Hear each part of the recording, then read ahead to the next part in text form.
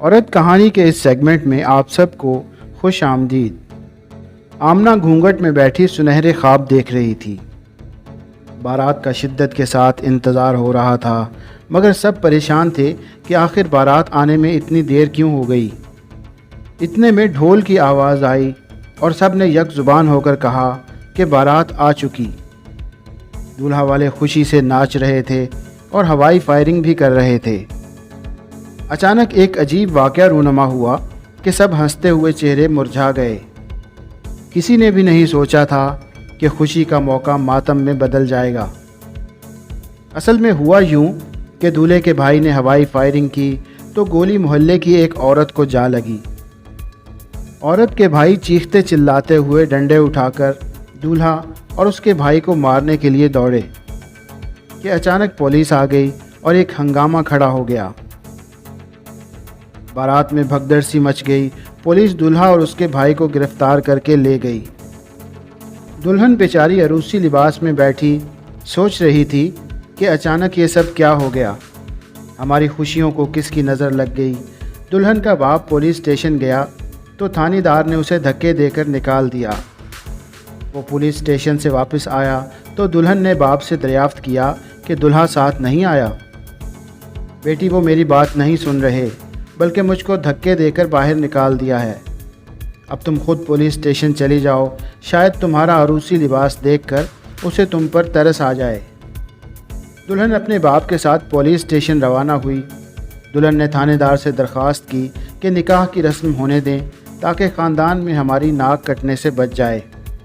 تھانے دار نے عجیب و غریب نظروں سے آمنہ کی طرف دیکھا اور کہا، بڑی جلدی ہے سہاگ رات منانے کی، لگتا ہے تن بدن میں آگ لگی ہوئی ہے۔ تھانے دار کی بات سن کر میں شرم سے پانی پانی ہو گئی۔ یہ آپ کیسی باتیں کر رہے ہیں؟ آپ کو عورت سے بات کرنے کی تمیز نہیں ہے کیا؟ چلو تمیز سے بات کرتا ہوں اور بغیر وقت ضائع کیے اپنے پوائنٹ کی طرف آتا ہوں۔ دیکھو لڑکی، کچھ پانے کے لیے کچھ کھونا بھی پڑتا ہے۔ اگر تم اپنا گھر ہنستا بستا دیکھنا چاہتی ہو تو میری ایک بات ماننی پڑے گی۔ آمنہ نے تھانے دار سے کہا کہ میں آپ کی بات کا مطلب نہیں سمجھی، آپ کیا کہنا چاہتے ہیں؟ دیکھو لڑکی، دولہے کے بھائی کو سزائے موت ہو جائے گی اور دولہا بھی ساری زندگی سلاخوں کے پیچھے گزار دے گا۔ ہاں، اگر تم 30 منٹ کے لیے میری بیوی بن جاؤ تو دولہے کو تمہارے ساتھ بھیج دوں گا۔ آمنہ نے جب یہ الفاظ سنے تو اس کے پیروں تلے سے زمین نکل گئی۔ وہ غصے سے کانپتے ہوئے واپس جانے لگی کہ اچانک اس کی نظر اپنے بوڑھے والد پر پڑی، جو باہوں میں منہ چھپائے رو رہا تھا۔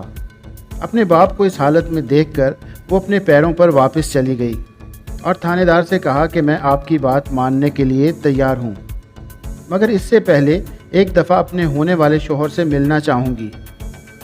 تھانے دار نے ایک سپاہی آمنہ کے ساتھ بھیج دیا اور مشورہ کرنے کے لیے 15 منٹ کا وقت دیا۔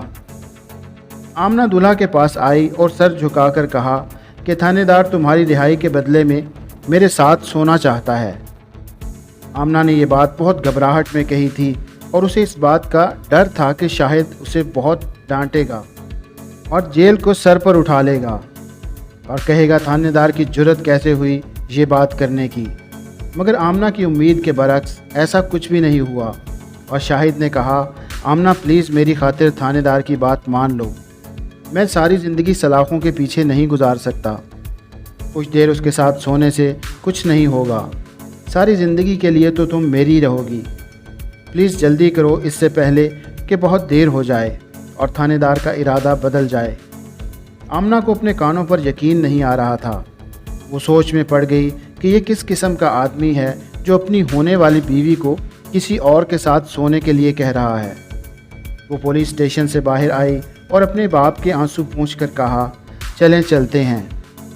آمنہ کے چہرے پر سکون دیکھ کر اس کا باپ حیران ہو گیا اور پوچھا، مگر بیٹی وہ دولہا ہمارے ساتھ آئے گا کیا؟ دولہا ہمارے گھر میں ہی موجود ہے۔ بیٹی میں تمہارا مطلب نہیں سمجھا، تم کون سے دولہے کی بات کر رہی ہو؟ میں عظمت کی بات کر رہی ہوں۔ عظمت آمنہ کا چچا زاد بھائی تھا۔ وہ شروع سے ہی آمنہ کو بہت پسند کرتا تھا، مگر کیونکہ آمنہ پڑھ لکھ گئی تھی اور عظمت میٹرک پاس تھا، اس لیے آمنہ نے اس کے ساتھ منگنی توڑ دی تھی۔ مگر اب وہ شاہد کے خیالات کو دیکھتے ہوئے اس نتیجے پر پہنچی کہ لازمی نہیں کہ پڑھا لکھا آدمی باشعور بھی ہو، کیونکہ بے شعور انسان کے ساتھ اپنی زندگی گزار دینا جہنم کے گڑھے میں کود جانے کے برابر ہے۔